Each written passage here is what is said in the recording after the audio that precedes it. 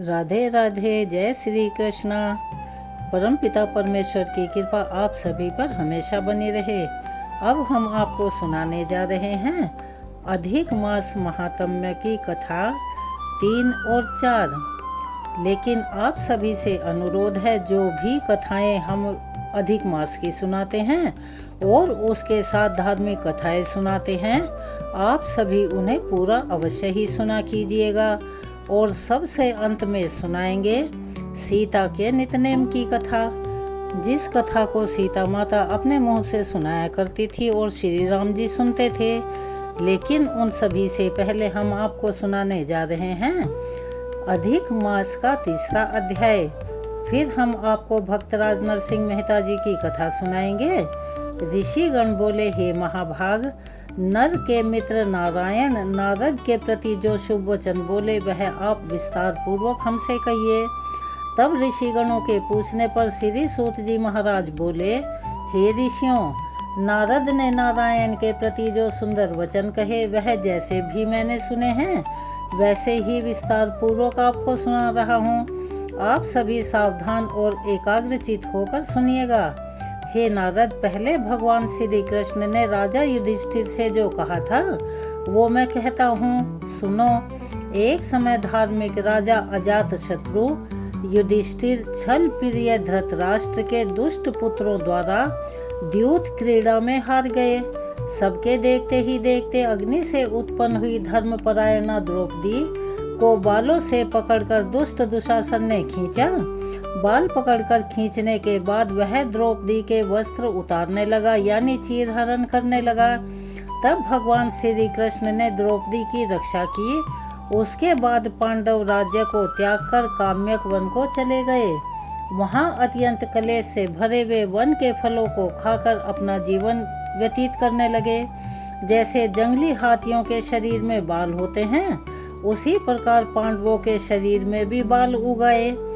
इस प्रकार दुखी पांडवों को देखने के लिए भगवान देवकी सुत मुनियों के साथ काम्यक वन में चले गए। उन भगवान को देखकर मृत शरीर में पुनः प्राण आ जाने की तरह युधिष्ठिर, भीमसेन, अर्जुन और नकुल सहदेव प्रेम विभल होकर सहसा उठ खड़े हुए और बड़े ही मन से बड़ी प्रसन्नता के साथ श्री कृष्ण से गले मिले और भगवान श्री कृष्ण के चरण कमलों में भक्ति पूर्वक नमस्कार किया। द्रौपदी भी धीरे धीरे वहां आकर आलस्य रहित होकर भगवान को शीघ्र ही नमस्कार किया। उन दुखी पांडवों को मृग की खाल के वस्त्रों को पहने देखकर और पूरे शरीर में धूल लगी हुई देखकर, रूखा शरीर, चारों तरफ बाल बिखरे हुए द्रौपदी को भी उसी प्रकार दुर्बल शरीर वाली और दुखों से घिरे हुए उन्होंने देखा। इस तरह दुखी पांडवों को देखकर भगवान कृष्ण बड़े दुखी हुए।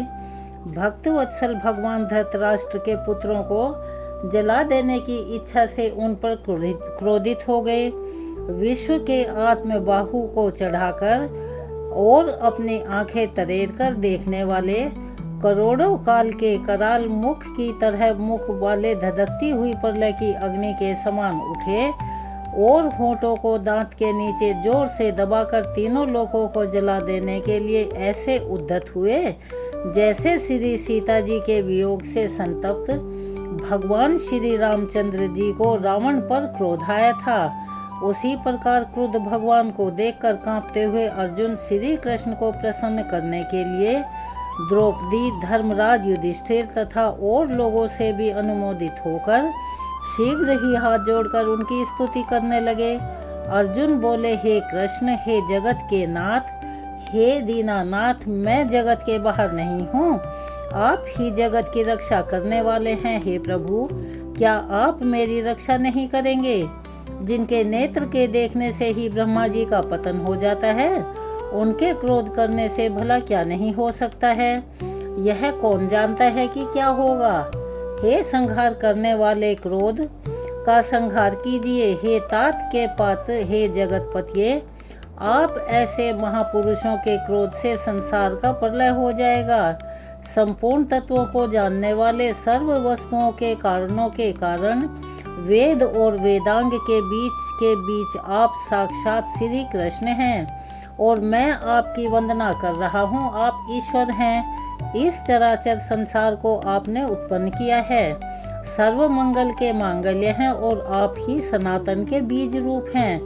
इसीलिए एक के अपराध से अपने बनाए समस्त विश्व का आप नाश कैसे कर पाएंगे? कौन भला ऐसा होगा जो मच्छरों को जलाने के लिए अपने ही घर को जला देता हो? श्री नारायण बोले, दूसरों की वीरता को मर्दन करने वाले अर्जुन ने भगवान से इस प्रकार निवेदन कर प्रणाम किया। आगे श्री सूत जी कहने लगे, हे ऋषियों, श्री कृष्ण जी ने अपने क्रोध को शांत किया और स्वयं भी चंद्रमा की तरह शांत हो गए। इस प्रकार भगवान को शांत देखकर पांडव भी निश्चिंत हुए। प्रेम से प्रसन्न मुख और प्रेम विभल हुए सभी ने भगवान को फिर से प्रणाम किया और फिर जंगली कंदमूल फल आदि से उनकी पूजा की। तब नारायण बोले, तब शरण में जाने योग्य भक्तों के ऊपर कृपा करने वाले श्री कृष्ण को प्रसन्न जानकर विशेष प्रेम से भरे हुए नम्र अर्जुन ने उन्हें बारंबार नमस्कार किया और जो प्रश्न आपने हमसे किया है वही प्रश्न उन्होंने श्री कृष्ण से भी किया। इस प्रकार अर्जुन का प्रश्न सुनकर श्री कृष्ण अक्षण मात्र में मन में सोचकर अपने सुहृद पांडवों को, यानी जो उन्हें अति प्रिय थे, व्रत को धारण किए हुए द्रौपदी को आश्वासन देते हुए वक्ताओं में श्रेष्ठ श्री कृष्ण पांडवों से इस प्रकार हितकारी वचनों में बोले कि हे राजन, हे महाभाग, अब मेरा वचन भी सुनो। आपने यह प्रश्न अपूर्व किया है, इसका उत्तर देने में मुझे उत्साह नहीं हो रहा। इस प्रश्न का उत्तर तो गुप्त से भी अधिक गोपनीय है, ऋषियों को भी नहीं पता है। फिर भी हे अर्जुन, मित्र होने के नाते या फिर तुम्हारे हमारे भक्त हो, इस कारण से हम कहते हैं, हे सुव्रत, वह जो उत्तर है वह अति उग्र है, इसीलिए क्रम से सुनो। चैत्र आदि जो 12 मास निमेष महीने के दोनों पक्ष, घड़ियां, प्रहर, त्रिप्रहर, 6 ऋतुएं, मुहूर्त, दक्षिणायन और उत्तरायण, वर्ष, चारों युग, इसी प्रकार परिघ तक जो काल हैं वह सब, और नदी, समुद्र, तालाब, कुएं, बावड़ी, गढ़िया, सोते यानी के स्तोत्र, लता, औषधि, वृक्ष, बांस आदि पेड़, वन की समस्त औषधियाँ, नगर, गांव, पर्वत, पुरियाँ, यह सब मूर्ति वाले हैं और अपने अपने गुणों से पूजे जाते हैं। इनमें ऐसा कोई अपूर्व व्यक्ति नहीं है जो अपने अधिष्ठात्री देवता के बिना रहता हो। अपने अधिकार में पूजे जाने वाले यह सभी फल को देने वाले हैं। अपने अपने अधिष्ठात्र देवता के योग्य के महात्म्य से यह सब सौभाग्यशाली हैं। हे पांडुनंदन, एक समय अधिक मास उत्पन्न हुआ। उस उत्पन्न हुए असहाय निंदित मास को सब लोग बोले कि यह मलमास सूर्य की संक्रांति से रहित है, इसीलिए पूजने योग्य नहीं है। यह मास मल रूप होने से छूने योग्य भी नहीं है और सभी शुभ कार्यों में अग्रही है। इस प्रकार के वचनों को लोगों के मुख से सुनकर यह मास निरुद्योग, प्रभा रहित, दुख से घिरा हुआ और बहुत ही खिन्न और बेचैन मन से ग्रस्त मन होकर व्यथित हृदय से मरने के समान हो गया। फिर वह धैर्य धारण कर मेरी शरण में आया। हे नर, बैकुंठ भवन में जहाँ मैं रहता था वहाँ पहुँचा और मेरे घर में आकर मुझ परम पुरुषोत्तम को इसने देखा। उस समय अमूल्य रत्नों से जड़ित स्वर्ण के सिंहासन पर बैठे मुझे देखकर ये धरती पर साष्टांग दंडवत कर हाथ जोड़कर नेत्रों से बराबर आंसुओं की धारा बहाता हुआ धैर्य धारण कर बड़ी ही नम्र और गदगद वाणी से बोला। सूत जी महाराज ऋषियों को बताते हुए कहने लगे कि इस प्रकार महामुनि बद्रीनाथ कथा कहकर मौन हो गए। तब नारायण के मुख से कथा सुन भक्तों के ऊपर दया करने वाले नारद मुनि पुनः बोले। नारद मुनि बोले, नारायण नारायण। इस प्रकार अपने पूर्ण कला से विराजमान भगवान विष्णु के निर्मल भवन में जाकर भक्ति द्वारा मिलने वाले जगत के पापों को दूर करने वाले योगियों को भी शीघ्र न मिलने वाले, जगत को अभयदान देने वाले ब्रह्म रूप मुकुंद जहाँ पर थे, उनके चरण कमलों की शरण में आया हुआ अधिक मास क्या बोला। तब नारायण भगवान ने देवऋषि नारद को मलमास द्वारा कही गई जो भी बातें हैं, वह सभी बातें हम आपको इस कथा के सुनाने के बाद सुनाएंगे, क्योंकि गणेश जी को प्रथम पूजनीय माना जाता है और इनकी कथाएं भी बड़ी रोचक होती हैं। एक गांव था, उसमें माँ और बेटी रहा करती थी।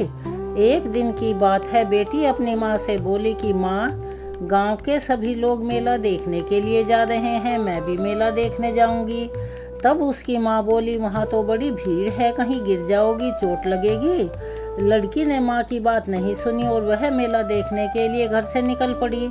माँ ने जाने से पहले अपनी बेटी को 2 लड्डू दिए और 1 घंटी में पानी दिया। माँ ने कहा, बेटी देख, 1 लड्डू तो गणेश जी को खिला देना और थोड़ा सा पानी पिला देना, और यह दूसरा लड्डू जो है वो तुम खा लेना और बाकी बचा हुआ पानी भी पी लेना। लड़की अब वह दोनों लड्डू लेकर मेले में जा पहुंची। मेला समाप्त होने पर सभी गांव वाले वापस गांव में आ गए, लेकिन लड़की वापस नहीं आई। लड़की मेले में गणेश जी के पास ही बैठ गई और कहने लगी कि गणेश जी, 1 लड्डू और पानी गणेश जी, यह आपके लिए है, और 1 लड्डू और बाकी बचा हुआ पानी मेरे लिए है। इसे खाओ, तभी मैं खाऊंगी और तभी मैं यहाँ से जाऊंगी। अब गणेश जी ने ना तो लड्डू खाया ना पानी पिया। उधर वह लड़की पूरा दिन गणेश जी से यही कहती रही, यह खाओ लड्डू और यह लो पियो पानी, लेकिन गणेश जी ने नहीं सुना। इस तरह कहते कहते पूरा दिन बीत गया, रात होने को आई। उधर गणेश जी यह देखकर सोचने लगे कि अगर मैंने इस बालिका का लड्डू नहीं खाया और पानी नहीं पिया तो यह अपने घर नहीं जाएगी। यह सोचकर अब गणेश जी एक साधारण से बालक के भेष में आए और उस लड़की से लेकर वह लड्डू खा लिया और उसके बाद थोड़ा सा पानी भी पी लिया। फिर कहने लगे कि मांगो, तुम क्या मांगती हो। अब लड़की मन में सोचने लगी कि अन्न मांगू या धन मांगू, या फिर अपने लिए अच्छा वर मांगू, या फिर खेत मांग लूं, अच्छा महल मांग लूं। तो वो मन ही मन सोच रही थी कि क्या मांगू। तो गणेश जी उसके मन की बात को जान गए। वह खुद ही लड़की से बोले कि जाओ, तुम अपने घर जाओ और तुमने जो कुछ भी अपने मन में सोचा है ना, वह सब कुछ तुम्हें मिल जाएगा। लड़की अपने घर पहुंची तो माँ ने पूछा, बेटी आने में इतनी देर कैसे हो गई। तब बेटी ने बताया, माँ, आपने ही तो कहा था कि गणेश जी को लड्डू खिला देना और पानी पिला देना, और जैसा आपने कहा था ना, मैंने वैसा ही किया है। और देखते ही देखते लड़की ने जो कुछ भी अपने मन में सोचा था, गणेश जी की कृपा से वह सब कुछ वैसा का वैसा ही हो गया। यह चमत्कार देखकर माँ ने पूछा कि बेटी सच सच बता, हुआ क्या था। तब बेटी ने माँ को बताया कि कैसे गणेश जी एक साधारण बालक के भेष में आए थे, उसके हाथ से लड्डू खाया, पानी भी पिया, और बदले में उसने जो कुछ मन में सोचा था वह सब पूरा होने का आशीर्वाद दिया। तब बेटी ने कहा, माँ, यह सब गणेश भगवान की ही कृपा है। इस तरह वह लड़की और उसकी माँ धनवान हो गए, और जैसी उनकी कामना थी गणेश जी भगवान ने सब कुछ पूर्ण की। क्योंकि गणेश भगवान अपने भक्तों के मन का सारा हाल जान लेते हैं, तो उनकी मनोकामनाएं भी पूर्ण करते हैं और उनकी सभी आने वाली समस्याओं से, कष्टों से भी रक्षा करते हैं। इसीलिए कहा जाता है कि हर किसी को सच्चे मन, श्रद्धा और विश्वास से इस कहानी को सुनने के बाद प्रेम से जयकारा अवश्य ही लगाना चाहिए। चलिए मेरे साथ एक बार सभी प्यार से और प्रेम से बोलिए, गणेश भगवान की जय, विनायक जी महाराज की जय। अब हम आपको सुनाने जा रहे हैं आज की भक्त राज नरसिंह मेहता जी की कल से आगे की कथा का वृतांत। प्रातः काल यानी सुबह का समय था। भगवान भुवन भास्कर ने अपने उपहकालीन प्रकाश से 10 दिशाओं को स्वर्णमयी बना रखा था। ठीक उसी समय भक्त परवर नरसिंह जी जूनागढ़ के समीप गरुड़ासन से उतर पड़े। उन्होंने एक पास के तालाब पर स्नान आदि नित्य क्रियाओं से निवृत्त होकर थोड़ी देर भगवत भजन किया। उसके बाद उन्होंने सोचा कि अब मैं किसके पास चलूं, क्योंकि भाई भौजाई ने तो उसी दिन घर से निकाल दिया था। वे लोग भला मेरा स्वागत क्यों करेंगे। लेकिन एक बात और भी तो है, उनके सिवाय मेरा अपना दूसरा कोई भी नहीं। कोई बात नहीं, ठीक है, पहले तो उन्हीं के पास चलूँगा, अब चाहे वे मेरा अपमान करें या मुझे प्यार करें। उनके पास भगवान की दी हुई प्रतिमा, करताल, मोर पंख का मुकुट और पीताम्बर के सिवाय और कुछ तो था नहीं। इन्हीं वस्तुओं के साथ वैष्णव वेश में वह अपने घर आए। वहाँ उन्होंने बड़ी नम्रता के साथ अपने भाई भोजाई को प्रणाम किया। उनके इस वेश को देखकर बंशीधर को बड़ा आश्चर्य और साथ ही साथ क्रोध भी आया। उन्होंने क्रोध करके कहा, अरे मूर्ख, तूने यह क्या बाना धारण कर लिया है? मस्तक पर तिलक, गले में तुलसी की माला, हाथ में करताल, सिर पर मोर के पंख का मुकुट और कमर में यह पीताम्बर, यह सब किसने तुझे पहनाया है? उतार कर फेंक। इस भेष को नरसिंह जी ने बड़े विनय के साथ कहा, भाई यह आप क्या कह रहे हैं? यह भेष तो स्वयं बैकुंठवासी भगवान श्री कृष्ण जी का दिया हुआ है। मेरे लिए यही उनका परम पवित्र प्रसाद है और भगवान के प्रसाद की अवज्ञा, अवहेलना स्वयं भगवान की अवज्ञा है।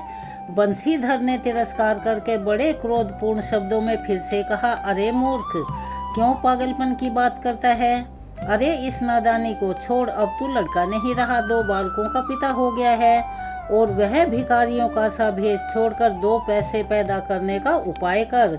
नाथ जात में क्यों मेरी हेट कराता है? और यह सब चाल ढंग छोड़कर ठीक रास्ते पर आ जा, तो अब भी राजा से कहकर तुझे 10-5 की कोई नौकरी दिलवा दूं। अरे इस पागलपन में भला क्या रखा है? भूखा मरना पड़ेगा तुझे भी और तेरे परिवार को भी। तब उसने कहा, भाई आप मेरे बड़े भाई होने के नाते मेरे लिए पिता के समान पूजनीय हैं और आपकी बातें मानना ही मेरा धर्म है, परंतु मैं क्या करूं? मैं लाचार हूँ। यह वेश मेरे प्रियतम परमात्मा का दिया हुआ है। यह मूर्ति, करताल और यह मुकुट, पीताम्बर आदि यह सारी वस्तुएं उन्हीं से तो प्रसाद स्वरूप प्राप्त हुई हैं। इसीलिए यह मुझे अपने प्राणों से भी अधिक प्यारी हैं। इन वस्तुओं का और इस भेष का त्याग मुझसे जीते जी तो नहीं हो पाएगा। अवश्य ही संसार की दृष्टि में यह मेरा पागलपन ही सही। दुनिया का चश्मा ही न्यारा है, यानी उनका देखने का ढंग अलग है। दुनिया को सयाने मनुष्य दीवाने से प्रतीत होते हैं, यानी पागल लगते हैं। यह बात तो इतिहास में भी लिखी हुई है। क्या प्रहलाद जी को हिरण्यकश्यप ने पागल नहीं समझा था? क्या विभीषण को रावण ने पागल नहीं समझा था? जहाँ ऐसी बात है वहाँ तो दीवाना बनकर रहना ही उचित है। और आशा है भाई कि इस ढिठाई के लिए आप मुझे माफ कर देंगे। नरसिंह राम जी ने निर्भीकता पूर्वक उत्तर दिया, बेवकूफ, क्यों व्यर्थ मुझे समझाने का प्रयास कर रहा है? अरे भगवान कहाँ तेरे लिए रास्ता देख रहे थे कि तू उनसे मिलकर आया? अरे तेरे जैसे अक्लमंदों को अगर वह दर्शन देने लगे तब तो संसार ही सूना हो जाएगा। बैकुंठ में तो फिर घुसने की जगह भी नहीं मिलेगी। अरे कोई धूर्त मिल गया होगा तुझे, जैसे को तैसा मिला, इसमें कौन नवाई? मूर्ख को मूर्ख मिला, आओ मूर्ख भाई। नरसिंह अब इस बेवकूफ़ी को छोड़, नहीं तो बहुत पछताना पड़ेगा। नात गोद सगा संबंधी कोई साथ नहीं देगा। लड़की का विवाह तो हो गया, परंतु तुम्हारे लड़के का विवाह होना मुश्किल हो जाएगा और फिर विवाह न होने से हमारा कुल भी तो नीच माना जाएगा। बंशीधर ने एक बार फिर से उसे समझाने का प्रयास किया तो वे बोले, भाई जी मुझे तो आप बस मूर्खी रहने दो, और अगर भगवान की भक्ति करने से आपका कुल नीचा हो जाता हो तो ऐसे कुल की मुझे कोई परवाह नहीं। मुझे तो भगवान का अभी तक दुरित गौरी चुपचाप दोनों भाइयों की बातचीत सुन रही थी, परंतु अब नरसिंह राम जी का हठ उसको भी असहनीय हो गया, तो उसने बीच में ही उसकी बात काटते हुए बड़े क्रोध भरे शब्दों में कहना शुरू किया, देखो बड़ा टीका लगा कर आए हो भगतराज, छोटे बड़े का तनिक भी लिहाज नहीं है। लाख समझाओ परंतु अपनी ज्ञान कतनी नहीं छोड़ेंगे। आज तक घर में झगड़े का नाम तक नहीं था, आज आते ही झगड़ने लगा। अरे तेरा ज्ञान तुझे मुबारक हो, हमें तुझे साथ रखकर नात गोद में अपनी नाक नहीं कटवानी। या तो यह भेष उतार दे और भले आदमी की तरह घर में रहे, और नहीं तो हमें मुंह मत दिखा। मैंने तुम सब लोगों का ऋण नहीं खाया है। अगर कुछ भी लाज शर्म हो तो अपनी कुम्हारिया को भी साथ लेकर निकल जा घर से। इतने दिन ना मालूम कहाँ भूखों मरता रहा, अब फिर मेरी जान खाने को वापस आ गया। भाभी, ऐसे कठोर वचन क्यों मुख से निकाल रही हो? अगर आपको मेरा कुटुंब भार स्वरूप मालूम हो रहा है तो कल से मैं अलग हो जाऊंगा। आप व्यर्थ मन में कलेश मत मानिए। मैं तो आपको अपनी माता के समान ही मानता हूँ। अब नरसिंह जी ने बड़े विनम्र स्वर में कहा, तू बड़ा टेक वाला है और यह मुझे मालूम है। अगर ऐसी ही तेरी इच्छा है तो फिर कल क्यों? अरे आज ही तो अच्छा मुहूर्त है। फिर तो तू आज ही घर से चला जा। देखते ही देखते नरसिंह जी का तो स्वरूप ही बदल गया। वह कभी हंसने, कभी रोने तो कभी नाचने लगे और दूसरे ही पल दोनों हाथ ऊपर उठाकर जय श्री कृष्ण कहते हुए कीर्तन करने लगे। अब घर के लोगों ने अंदाजा लगाया कि नरसिंह जरूर पगला गया है। पिछले 1 सप्ताह से गायब था, जरूर कोई घटना तो हुई है और ऐसे आदमी को घर में रखना बिल्कुल उचित नहीं। और आखिरकार उस दिन उनके भाई और भौजाई ने उन्हें और उनके पूरे परिवार को घर से बाहर निकाल दिया। यह भी प्रभु की ही इच्छा है। ऐसा समझकर नरसिंह जी हमेशा के लिए अपना पैतृक निवास छोड़कर नगर के बाहर की ओर चल पड़े। अब माणिक बाई जी की आंखें सावन भादों की तरह बरसने लगी। पति है कि एकदम एक छदाम कमाता नहीं है, यानी एक पैसा कमाता नहीं है। जाने कल क्या होगा। कम से कम यहाँ 2 कोर भोजन तो मिल ही जाता था। अरे सिर छिपाने की जगह तो थी। अब भूख हो या किसी पेड़ के नीचे रहना पड़ेगा। माणिक बाई को तो बस कल की चिंता खाई जा रही थी, पर नरसिंह जी के चेहरे पर चिंता की कोई भी रेखा दिख नहीं रही थी। वे तो मन ही मन कह रहे थे, प्रभु दुख देकर परीक्षा ले रहे हो, कम से कम इतनी शक्ति तो दे दो कि मैं इसे बर्दाश्त कर सकूं। जब आप मेरे मालिक हैं तब मुझे कोई चिंता नहीं है। फिर जय श्री कृष्ण कहकर वे चलने लगे। चलते चलते जब वे लोग थक गए तब एक धर्मशाला में आए। इनकी ऐसी दयनीय हालत को देखकर अक्ष ने कहा, यहाँ तो आप लोग केवल 3 दिन ही ठहर सकते हो। अब 2 दिन तो बिना कुछ खाए पिए गुजर गए, आज तीसरा दिन है। सोचने लगे कि गांव में रहता तो कहीं से कुछ मांगकर माणिक बाई ले आती, बच्चों का पेट तो भर जाता। अब इस प्रदेश में भला कोई क्या देगा। भूख से बिलबिलाते बच्चों को देखकर माणिक बाई स्वयं भी रोने लगी। दूसरी ओर अटल विश्वास के साथ नरसिंह जी अपने कीर्तन में मस्त थे और उनके परिवार की एकमात्र संपत्ति थी भगवान की दी हुई प्रतिमा, करताल और मुकुट। सायंकाल हो जाने पर भक्तराज भगवान की प्रतिमा के सामने बैठकर प्रेम पूर्वक भजन करने लगे। उनके नेत्रों से प्रेम के अश्रु बह रहे थे। लगभग आधी रात तक भजन निरंतर चलता रहा। उसके बाद भजन बंद करके नरसिंह जी सोने की तैयारी कर रहे थे कि ठीक उसी समय एक धनवान सेठ ने नरसिंह जी के पास आकर प्रणाम किया और फिर वो एक कोने में बैठ गए। नरसिंह जी मनुष्य मात्र को हरिजन समझते थे, इसीलिए सबको इसी शब्द से ही संबोधित किया करते थे। उन्होंने कहा, हरिजन आप कहाँ रहते हो? तो सेठ जी ने बताया, भक्तराज मैं एक परदेसी महाजन हूँ, आजकल यात्रा कर रहा हूँ, कृपया आप अपना हाल सुनाइए। आप कौन हैं? सेठ जी ने संक्षेप में अपना परिचय देकर उनसे प्रश्न किया। तब नरसिंह जी ने अत से इति तक यानी शुरू से अंत तक लेकर सारी आप बीती सुना दी। साधु पुरुषों के हृदय से किसी का कोई छिपाव तो होता नहीं है। सेठ जी ने उनकी दशा पर संवेदना प्रकट करते हुए कहा, भक्तराज आपकी स्थिति के बारे में जानकर मुझे बड़ा दुख हुआ। ऐसे में अगर आप बुरा ना माने तो मैं आपकी कुछ मदद करना चाहता हूँ। सेठ जी आपकी उदारता धन्य है, मैं आपका आभारी हूँ, परंतु सबसे पहले मैं आपका पूरा परिचय जानना चाहता हूँ, आप कौन हैं? नरसिंह जी ने आग्रह पूर्वक पूछा। भक्त शिरोमणि, अगर आपकी यही इच्छा है तो मैं पहले अपना ही पूरा परिचय दिए देता हूँ।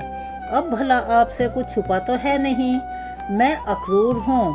भगवान श्री कृष्ण को आपके निर्वाह की अत्यंत चिंता रहती है, इसीलिए तो भगवान की आज्ञा से मैं आपके पास आया हूँ अब आपको जो कुछ चाहिए उसे निसंकोच भाव से मुझसे कहिए। अक्रूर जी ने कहा, भगवान की अकस्मात कृपा जानते ही भक्तराज तो गदगद हो उठे।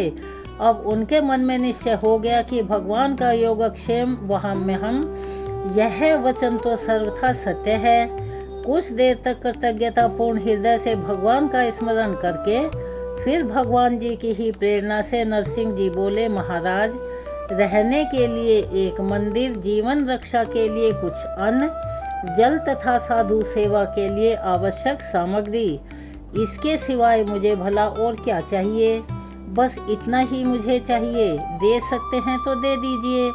अच्छा, प्रातःकाल होते ही आपकी आज्ञा के अनुसार सारा प्रबंध हो जाएगा, सब चीज की व्यवस्था हो जाएगी, फिर तो कोई चिंता नहीं रहेगी। अक्रूर जी ने प्रश्न किया, अभी तक तो कोई चिंता नहीं रहेगी। हाँ, अगर कल भगवान की इच्छा से कोई नई चिंता उत्पन्न हो जाए तो उसे भगवान जाने या फिर आप जानो। भक्तराज ने अपनी ओर से निश्चिंतता प्रकट कर दी। भक्तराज की निश्चिंतता और जल पद्मवत संसार से निर्लिप्तता देखकर अक्रूर जी दंग रह गए और उनकी द्विअर्थीय उत्तर सुनकर हंसते हुए उनकी वाक चातुर्य की प्रशंसा करने लगे। फिर दूसरे दिन सुबह नरसिंह जी तो स्नान आदि नित्य कर्मों से निवृत्त होकर भजन पूजा में लग गए और अक्रूर जी सेठ जी के वेश में शहर जाकर उनका सारा प्रबंध करने लगे। उन्होंने एक अत्यंत सुंदर मकान उनके रहने के लिए मोल ले लिया और अन्न, वस्त्र तथा अन्न गृहस्थ की जितनी भी वस्तुएं थी वह सब कुछ खरीदकर उसमें भर दी। सारा प्रबंध हो जाने पर अक्रूर जी ने भक्तराज जी के पास जाकर कहा, भक्तराज, आपकी आज्ञा और इच्छा के अनुसार सभी वस्तुएं तथा मंदिर तैयार है, बस आप चलकर एक बार देख तो लीजिए, फिर आपकी जैसी राय हो बताइएगा। मेरी भला क्या राय है? अक्रूर जी, जैसा आप ठीक समझे वैसा कर दीजिए। आपकी राय में ही मेरी राय है। केवल 1500 साधुओं की पंगत लग सके और भगवान की सेवा अर्चना हो सके, बस इतनी व्यवस्था उस मकान में होनी चाहिए। अब नरसिंह जी ने कहा, अब चलिए ना, सब प्रकार की व्यवस्था हो गई है। अक्रूर जी ने कहा, भक्तराज परिवार सहित उस मकान में आ गए। उन्होंने देखा मकान के अंदर श्री कृष्ण मंदिर, कीर्तन करने का कमरा और वहाँ रसोई, भंडार घर, अतिथिशाला यानी बैठक, सोने बैठने की जगह इत्यादि सब बातों की पूर्ण व्यवस्था है। कहीं किसी बात के कोई कमी नहीं। और भंडार घर में तो 3 वर्षों के लिए पर्याप्त अन्न आदि सामग्री भी भर दी गई है। किसी भी वस्तु की कोई कमी नहीं है। इतना सब कुछ था, लेकिन भक्तराज जी को तो इन सब बातों से कोई मतलब ही नहीं था। उन्हें किसी भी संपत्ति, किसी भी व्यवस्था से कोई मोह नहीं था। वे सब तो भगवान के लिए ही करना चाहते थे। तब अक्रूर जी ने उन्हें इस तरह से निर्लिप्त भाव से देखा तो कहा, भक्तराज, भगवान श्री कृष्ण की आज्ञा के अनुसार मैंने सारी व्यवस्था कर दी है। यह 5000 स्वर्ण मुद्रा आपके खर्च के लिए देता हूँ। अब आज्ञा दीजिए, मैं विदा लेना चाहता हूँ। भगवान के जन भगवत स्वरूप ही होते हैं। परम भागवत नरसिंह जी सहसा कैसे अक्रूर जी को विदा कर देते। प्रेम के अश्रुओं से उनके नेत्र भर आए, गला रुंध गया। उन्होंने किसी तरह जैसी आपकी मर्जी कहकर उन्हें जय श्री कृष्ण कहा। फिर तो अक्रूर जी विदा हो गए। माणिक बाई ने रसोई बनाई। भक्त परिवार ने भगवान को भोग लगाकर अमृत स्वरूप प्रसाद ग्रहण किया। तब माणिक बाई ने बड़े संतोष और आनंद के साथ कहा, प्राणेश, आपका वचन तो अक्षरश सत्य उतरा। आपकी भक्ति के प्रभाव से तो अपने आप ही सारी व्यवस्था हो गई। नरसिंह जी ने कहा, प्रिय, इसमें आश्चर्य की कोई बात नहीं। मनुष्य की रक्षा मनुष्य के द्वारा कभी नहीं हो सकती। जगत भर का पोषक यानी पालन करने वाला स्वयं परमात्मा परमेश्वर ही है, और जो व्यक्ति उसका अनन्य आश्रय ग्रहण कर लेता है, शोक चिंता तो उसके पास तक फटक नहीं सकती। फिर मुझे तो भगवान ने स्वयं वचन दिया है कि अनन्य भाव से मेरा चिंतन करता हुआ जो मनुष्य मेरी उपासना करता है, उस नित्य युक्त मनुष्य का योगक्षेम में स्वयं वहन करता हूँ। फिर हमारा कार्य तो बस इतना ही है कि हम अनन्याश्रय होकर उसका भजन पूजन करते रहें। तो प्रिय श्रोताओं, इस तरह से भक्तराज नरसिंह मेहता जी की कथा का आज का प्रसंग यहीं पर पूर्ण होता है। अब हम आपको सुनाने जा रहे हैं तुलसी माता की कथा। एक बार की बात है, एक बूढ़ी माई थी जो नित्य नियम से तुलसी जी की पूजा अर्चना किया करती थी, तुलसी माता को सींचा करती थी और धूप दीप जलाकर हमेशा हाथ जोड़कर एक ही बात कहती थी, हे तुलसी माता सत की दाता, मैं सींचूं बिरला तेरा, तू कर निस्तारा मेरा। अड़वा दे लड़वा दे, पीताम्बर की धोती दे, मीठा मीठा घास दे, बैकुंठा में वास दे, चटके की चाल दे, पटके की मोत दे, चंदन का काठ दे, झालर की झनकार दे, दाल भात का जीवन दे, 11 की मोत दे और श्री कृष्ण जी का कांधा भी दे। अब बूढ़ी माई की यह बात सुनकर तुलसी माता सूखने लगी। अब एक दिन भगवान श्री कृष्ण ने उससे पूछा कि हे तुलसी, क्या बात है, इतना सब कुछ होने के बाद तुम क्यों सूखती जा रही हो? तब तुलसी माता ने कहा कि प्रभु, मेरे मन की मत पूछिए। अब भगवान ने कहा कि अगर मैं नहीं पूछूंगा तो कौन पूछेगा? तब तुलसी माता ने कहा, प्रभु, एक बुढ़िया रोज आती है और यही बात कहकर चली जाती है, मैं सब बातें तो उसकी पूरी कर दूंगी, कोई चिंता नहीं, लेकिन कृष्ण का कांधा कहाँ से लाऊंगी? तब तुलसी माता ने बूढ़ी माई के द्वारा कही गई सारी बातें भगवान को बताई। तो कृष्ण भगवान बोले, अच्छा, जब वह मरेगी तो मैं अपने आप कांधा देने आ जाऊंगा, तुम बूढ़ी माई से कह देना। कुछ समय के बाद जब बूढ़ी माई मर गई तब गांव के सभी लोग आ गए। जब बूढ़ी माई को ले जाने लगे तो वह किसी के उठाए नहीं उठ रही थी, उठने की तो बात दूर है, टस से मस नहीं हो रही थी। और यह देखकर भगवान एक 12 बरस के बालक का रूप धारण करके वहां पर आए। बालक ने गांव वालों से कहा कि भाइयों, मुझे इन बूढ़ी माई के कान में एक बात कह लेने दो, यह मेरी दूर की रिश्तेदार है, अगर मैं इनके कान में एक बात कहूँगा तो यह उठ जाएंगी। तब गांव वालों ने कहा, हाँ हाँ भाई, तुम भी कोशिश करके देख लो। तब बालक बने श्री कृष्ण ने बूढ़ी माई के कान में कहा, ले माई, मन की निकाल ले, पीताम्बर की धोती ले, मीठा मीठा घास ले, बैकुंठा में वास ले, चटके की चाल ले, पटके की मोत ले और ये ले कृष्ण का कांधा भी ले। अब तो यह बात सुनते ही बूढ़ी माई रुई सी हल्की हो गई। तब भगवान ने उन बूढ़ी माई को स्वयं कांधा दिया और इस तरह बूढ़ी माई को मुक्ति मिल गई। हे तुलसी माता, जैसे बूढ़ी माई को मुक्ति दी वैसे ही अंत में सभी को मुक्ति देना और सभी को श्री कृष्ण का कांधा भी देना। चलिए मेरे साथ एक बार प्यार से बोलिए, श्री कृष्ण भगवान की जय, तुलसी महारानी की जय। अब हम आपको सुनाने जा रहे हैं अधिक मास महात्म्य का आज का अध्याय।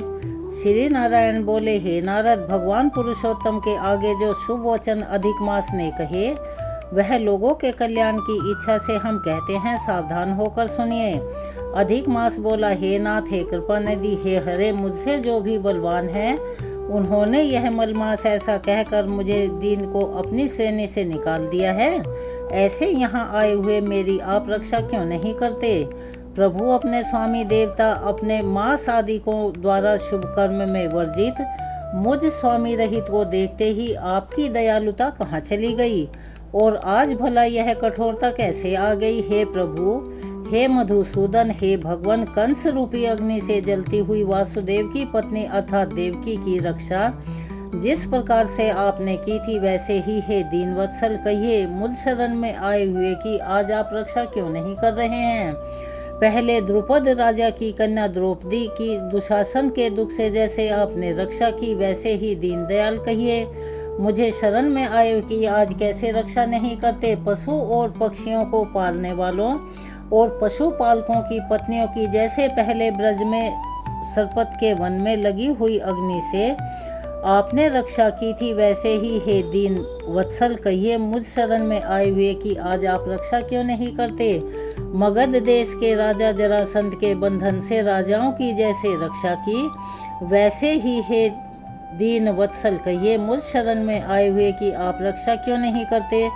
आपने ग्रह के मुख से गजराज की झट से आकर जैसे रक्षा की थी इसी प्रकार मुझ शरण में आए हुए कि आज रक्षा क्यों नहीं करते? श्री नारायण बोले, हे नारद, इस प्रकार भगवान को कहकर स्वामी रहित मलमास आंसू बहाता हुआ मुख लिए हुए जगतपति के सामने मौन खड़ा रहा। उसको रोते देखते ही भगवान शीघ्र ही दयालु हो गए, यानी कि दयालुता से पिघल गए और पास में खड़े हुए दीन मुख मलमास से इस प्रकार बोले, हे वत्स, क्यों इस समय अत्यंत दुख में डूबे हुए हो और ऐसा कौन बड़ा भारी दुख तुम्हारे मन में है? दुख में डूबते हुए तुझे हम बचाएंगे, बस तुम दुखी मत हो। मेरी शरण में आया और शोक करने योग्य कभी नहीं रहता। यहाँ आकर महादुखी नीच भी शोक नहीं करता। किस लिए तुम यहाँ आकर दुख से मन को परेशान कर रहे हो? जहाँ आने से ना तो दुख होता है, ना कभी बुढ़ापा आता है, ना मृत्यु का भय रहता है, किंतु रोज आनंद ही आनंद रहा करता है। इस प्रकार के बैकुंठ में आकर तुम क्यों दुखी हो रहे हो? तुमको यहाँ पर दुखी देखकर बैकुंठवासी भी बड़े आश्चर्य को प्राप्त हो रहे हैं। हे वत्स, तुम कहो, इस समय तुम्हें मरने की इच्छा क्यों है?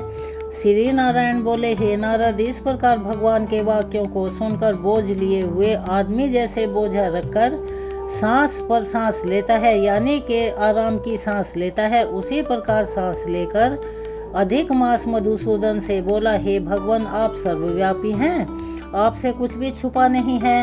आकाश की तरह आप विश्व में व्याप्त होकर बैठे हैं। चर अचर में व्याप्त श्री विष्णु आप सभी के साक्षी हैं, विश्व भर को देखते हैं। विश्व की सन्निधि ने भी विकार शून्य आप में शास्त्र मर्यादा के अनुसार सब भूत स्थित हैं। हे जगन्नाथ, हे मधुसूदन, आपके बिना तो कुछ भी नहीं है। क्या आप मुझ अभागे के कष्ट को नहीं जानते हैं? फिर भी हे नाथ, मैं अपने दुख को आपसे कहता हूँ। जिस प्रकार मैं दुखों से घिरा हुआ हूँ, वैसे दुखी को मैंने ना कहीं देखा है और ना सुना है। प्रभु अक्षण निमेष मुहूर्त पक्ष मास दिन और रात सब अपने अपने स्वामियों के अधिकारों से सर्वदा बिना डर भय के प्रसन्न रहते हैं, और मेरा ना कुछ नाम है, ना मेरा कोई अधिपति है, और ना ही कोई मुझे आश्रय देने वाला है। इसीलिए क्षणाधिक समस्त स्वामी वाले देवों ने सभी शुभ कार्यों में मेरा निरादर कर दिया है। यह मलमास सर्वदा त्याज्य है और अंधा है, गड्ढे में गिराने वाला है, ऐसा सब कहते हैं। प्रभु, इसी के कारण से मैं मरने की इच्छा रखता हूँ। अब तो जीने की इच्छा बिल्कुल भी नहीं रही। निंदनीय जीवन से तो मरना ही उत्तम है। जो सदा जला करता है वह किस तरह भला सो सकता है? हे प्रभु, इससे अधिक मुझको और कुछ भी नहीं कहना। वेदों में आपकी इस तरह प्रसिद्धि है कि पुरुषोत्तम आप परोपकार प्रिय हैं और दूसरों के दुख को सहन भी नहीं करते। अब आप अपना धर्म समझकर जैसी इच्छा हो वैसा कीजिएगा। आप प्रभु और महान हैं। आपके सामने मुझ जैसे पामर को घड़ी घड़ी कुछ कहते रहना भी उचित नहीं है। मैं मरूंगा, अब मैं नहीं जीऊंगा, ऐसा पुनः पुनः कहकर वह अधिक मास हे ब्रह्मा पुत्र के चुप हो गया और एकाएक श्री विष्णु के निकट गिर गया। तब इस तरह अचानक गिरते हुए मलमास को देखकर भगवान की सभा के सभी लोग बड़े आश्चर्यचकित होकर खड़े हो गए। श्री नारायण बोले, नारद, इस प्रकार कहने के बाद मौन हुए। अधिक मास के प्रति बहुत कृपा भार से प्रसन्न हुए भगवान श्री कृष्ण मेघ के समान गंभीर वाणी से चंद्रमा की किरणों की तरह उसे शांत करते हुए बोले। इतनी कथा बताकर श्री सूत जी महाराज नैमिषारण्य क्षेत्र में एकत्रित हुए शौनकादि ऋषियों से कहने लगे, हे विप्रों, वेद रूप रिद्धि के आश्रित नारायण का पापों के समूह रूप समुद्र को शोषण करने वाला बड़वानल अग्नि के समान वचन सुनकर प्रसन्न हुए। नारद मुनि फिर से आदि पुरुष के वचनों को सुनने की इच्छा से बोले। देवऋषि नारद ने अधिक मास के विषय में जो भी प्रश्न नारायण भगवान से पूछे, उन सभी का विस्तार पूर्वक वर्णन आप सभी को हम अपनी आने वाली कल दूसरी वीडियो में सुनाएंगे। चलिए अब हम आपको सुनाने जा रहे हैं अपने भक्त राज नरसिंह मेहता की कथा का आगे का वृतांत। अब नरसिंह मेहता जी का जीवन एकांत में भजन करते हुए बीतने लगा। साधु संतों के अखाड़े में जाना, सत्संग करना, भजन गाना, यही उनका नृत्य करना कार्य था। अगर कोई भगवत भक्त उनको अपने घर पर भजन करने का आमंत्रण दे जाता तो वह बड़े उल्लास के साथ रात भर उसके घर जाकर भजन कीर्तन करते थे। इसके अलावा उनके घर पर सदा साधु संतों का जमघट लगा रहता था और वह मुक्त हस्त होकर बिना कंजूसी किए उनकी हर तरह से सेवा किया करते। भगवत भजन और साधु सेवा के अलावा उनके जी में दूसरा कोई कार्य नहीं था। बाहर से आमदनी का कोई जरिया तो था नहीं। खर्च भी अगर खुले हाथों से किया जाए तो दूसरे की तो बात ही क्या। अब कुबेर के भंडार का अंत होते भला देर न लगे। यही कारण था कि भक्त नरसिंह राम जी को जो भी द्रव्य और अन्य सामग्री अक्रूर जी दे गए थे वह सब 3 वर्षों की जगह 6 महीने में ही खत्म हो गई। नौबत यहाँ तक आ गई कि अब घर की एक एक चीज बेचकर भगवान का भोग लगाया जाता और साधु संतों को संतुष्ट करने का प्रयत्न किया जाता।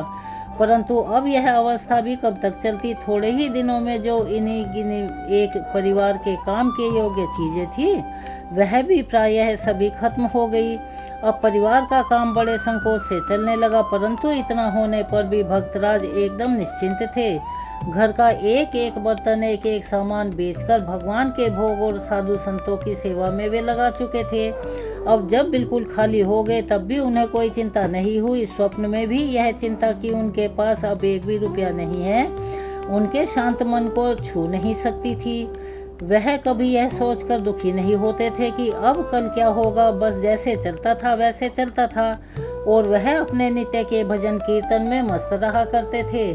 उन्हीं दिनों अब एक नई आफत उनके सिर पर आ गई। ऊना से श्री रंगधर मेहता के कुल पुरोहित कुंवर बाई जी को विदा कराकर ले जाने के लिए आ पहुँचे।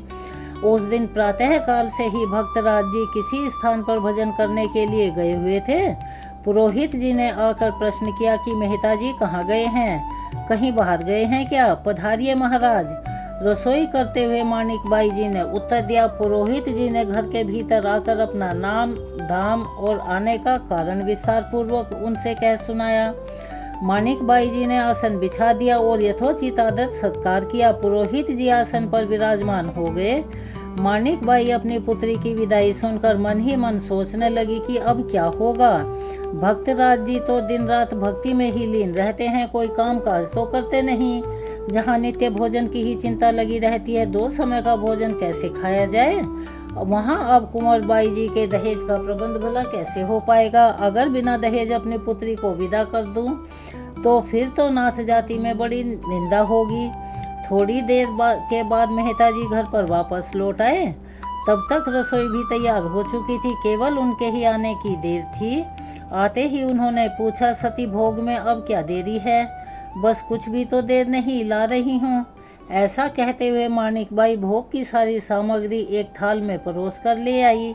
भक्तराज ने भक्ति पूर्वक भगवान को नैवेद्य समर्पित किया। इसके बाद स्वयं प्रसाद पाने की तैयारी करने लगे।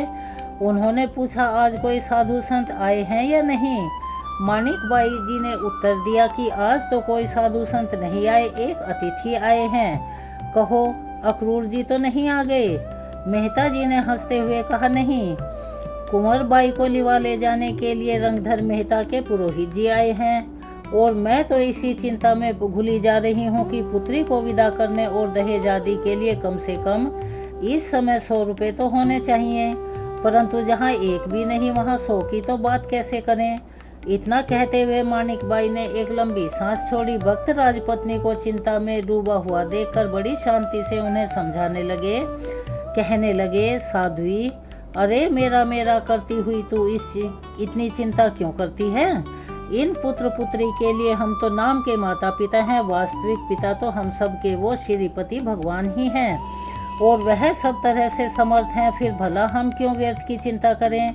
उनको तो स्वयं ही चिंता होगी और उनकी जैसी रुचि होगी वैसा वह ठीक समय आने पर अपने आप ही प्रबंध कर देंगे। नाथ, कल तो पुत्री को भेजना होगा और आज तक उसे देने के लिए एक वस्त्र तक का तो कोई ठिकाना ही नहीं है। परमात्मा कहाँ रहते हैं जो ऐन मौके पर आकर कल उसे सारी वस्तुएं दे जाएंगे? अरे जिसका नाम धाम नहीं उसका विश्वास ही क्या। चिंता के मारे मानिकबाई की आंखों से आंसू बहने लगे। प्रिय, मैं और मेरा यह 2 शब्द ही तो माया के रचे हुए जाल रूप हैं। यही तो सबके दुख का कारण है। संत, वैरागी, योगी, यति, सती और राजा से लेकर रंक तक प्रायः संसार के सभी प्राणी उसी जाल में बंधकर ही तो 84 के चक्कर भोग रहे हैं। इसीलिए अहंकार ममता का त्याग ही संसार का सच्चा त्याग है। अब जो कुछ भी मैं तुमसे कह रहा हूँ उसे ध्यान से सुनो। हे मन, ममता को दूर कर परमात्मा का भजन कर। इस संसार में तेरी कौन वस्तु है इसका विचार कर। अरे मूर्ख, तू कौन है, कहाँ से आया है, किससे तेरा क्या संबंध है? तू बिना समझे मेरा मेरा क्यों कह रहा है? जिस देह का तू अनेक युक्तियों से जतन कर रहा है वह बिल्कुल भी स्थिर रहने वाला नहीं है, और जो तू लगातार धन का ध्यान कर रहा है वह तेरे अंतःकरण में बाधा स्वरूप है। समीप के पति को तू क्यों भूल गया, अहंकार के नशे में चूर होकर? अरे मन, तू मोह निद्रा में सो रहा है। इसीलिए हे मन, तू अब जाग जा। और नरसिंह राम को तो तेरी बड़ी भारी आशा है कि तू अच्छी भक्ति करेगा। भक्त राज ने एक पद में यह सब गाकर अपनी पत्नी को सुना दिया। एक पद उन्होंने बनाया, जिसे सुना दिया, जिसका अर्थ यहाँ पर हमने आपको बताया है। माणिक बाई की चिंता एक बार तो दूर हो गई और भगवान में श्रद्धा बढ़ जाने पर उनका चित्त भी प्रसन्न हो गया। फिर उन्होंने अतिथि और पति के लिए आसन लगाकर भोजन परोसा। मेहता जी पुरोहित जी के साथ बैठकर भोजन करने लगे। भोजन करते करते पुरोहित जी ने वार्तालाप शुरू किया। बोले कि मेहता जी, श्री रंगधर जी मेहता ने मुझे कुंवर बाई को लाने के लिए भेजा है और मैं उनका कुल पुरोहित हूँ। मैं कल ही यहाँ से विदा हो जाना चाहता हूँ। आप कृपा कर शीघ्रता करें। गुरु महाराज, इतनी जल्दी करने से काम कैसे चलेगा? अभी तक तो पुत्री के लिए एक नया वस्त्र भी तैयार नहीं किया है हमने। आपको 2-4 दिन तो ठहरना ही पड़ेगा। अब माणिक बाई जी ने झट से उत्तर दिया, आपको जो जो वस्तुएं तैयार करनी हो उन्हें आज ही कर लीजिए। कल तो कृपा करके मुझे विदा कर ही दीजिएगा। पुरोहित जी ने भी अपना आग्रह प्रकट कर दिया, लेकिन महाराज, हमें कोई वस्तु तैयार करने की चिंता नहीं। जो कुछ करना है उसे मेरे भगवान कर देंगे। परंतु जब तक मेरी कुल मर्यादा के अनुसार दहेज का प्रबंध परमात्मा की ओर से नहीं हो जाएगा तब तक तो आपको यहाँ रुकना ही होगा। भक्तराज ने भी हंसते हंसते कहा। भक्तराज जी की यह बात उस समय पुरोहित जी की समझ में बिल्कुल नहीं आई। उन्होंने यह बात सुनकर बड़े आश्चर्य के साथ कहा, मेहता जी, आखिर आप कहना क्या चाहते हैं? मेरी तो कुछ भी समझ में नहीं आया। आपके परमात्मा कब तक आकर आपकी पुत्री के दहेज के लिए सामग्री यहाँ पहुँचा जाएंगे? ऐसी बातें ना तो कहीं मैंने सुनी हैं और ना देखी हैं। मालूम नहीं क्यों आप इस तरह की अनहोनी बातें करके अपने मुंह से निकाल रहे हैं कि आपकी पुत्री का दहेज स्वयं भगवान आकर देंगे। तब नरसिंह जी समझाने लगे। बोले, पुरोहित महाराज, घबराइए नहीं। भगवान की माया तो अघटित घटनाओं को भी घटने वाली होती है। उसके लिए कुछ भी अनहोनी नहीं। आप श्रद्धा रखिए। द्वारकाधीश श्री कृष्ण बड़े भक्तवत्सल और दयालु हैं। जो कुछ करेंगे अच्छा ही करेंगे। नरसिंह जी ने बड़े विश्वास के साथ कहा। भक्तराज की ऐसी विचित्र बात भला उन साधारण से पुरोहित जी की समझ में क्यों कर आती? परंतु अब वह कर भी क्या सकते थे? आखिर नरसिंह राम उनके प्रिय यजमान श्री रंगधर मेहता जी के संबंधी थे। सहसा उनके विरुद्ध कड़ा व्यवहार कैसे करते? इसीलिए उन्होंने उस समय चुप रहना ही उचित समझा। 2-3 दिन पुरोहित जी चुपचाप पड़े रहे। उन्होंने जाने का नाम नहीं लिया। परंतु उन्होंने इस बीच में भी देखा कि यह पति पत्नी कुछ कर ही नहीं रहे। कोई विशेष तैयारी नहीं चल रही। अपनी पुत्री का दहेज तैयार नहीं कर रहे तो भक्तराज भी निश्चिंत अपने भजन पूजन में लगे हुए थे, मानो कोई दूसरा कार्य उनके सामने हो ही ना। आखिरकार सभी लोगों को निश्चिंत देखकर और कोई तैयारी ना करते देखकर अंत में पुरोहित जी ने झुंझला कर कहा, मेहता जी, आज 3-4 दिन तो मुझे आपके घर बैठे हुए हो गए, परंतु आप तो बिल्कुल निश्चिंत होकर भजन पूजन में लगे हुए हैं और मुझसे यह कहा है कि तुम इंतजार करो। मैं अब और अधिक दिन नहीं ठहर सकता। दहेज का प्रबंध हो या ना हो, कल मैं कुंवर बाई को लेकर अवश्य ही यहाँ से चला जाऊंगा। पुरोहित जी को इस प्रकार अनमना सा देखकर माणिक बाई ने भी अपने पति को समझाते हुए कहा, पुरोहित जी ठीक ही तो कह रहे हैं। आप बाद में सुखपूर्वक भजन करते रहिएगा। पुत्री के लिए आज ही वस्त्र आदि दहेज की पूरी तैयारी करवा दीजिए। अच्छा, जब तुम्हारी भी ऐसी ही इच्छा है तो आज ही मैं अपने नाथ का आवाहन करूँगा, देखें उनकी कैसी कृपा होती है। अब नरसिंह राम जी ने एकदम सहज भाव से कहा। संध्या समय भक्तराज कृष्ण मंदिर में पहुंच गए। साथ में अपनी पत्नी और पुत्र श्यामल दास जी को लेकर मंदिर में गए और भजन गाने लगे। राखो प्रभु लाज हमारी। कुछ देर बाद एक नव दंपत्ति मंदिर में आया और वह दंपत्ति बोला कि हम लोग अपने एक मित्र के निर्देश पर यहाँ आए हैं। उन्होंने आपकी पुत्री के विवाह के लिए हमें उपहार देकर भेजा है। आप कृपा करके यह सब सामग्री ग्रहण करें और अपनी पुत्री को विदा करें। इतना कहने के बाद वह दंपत्ति सारा सामान माणिक बाई के पास रखकर जैसे आया था उसी प्रकार लौट गया।